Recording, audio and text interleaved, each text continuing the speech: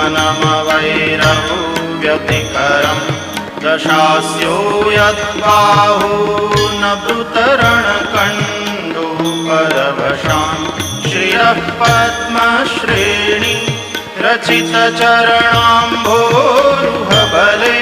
स्थिरायास्त्वद्भक्ति स्त्रिपुरहरवे स्फुर्जितमिदम् अमुष्यत्वत्सेवा समधिगतसारं भुजवनं बलात् कैलासेऽपि त्वदधिवसतौ विक्रमयत अलभ्यापाता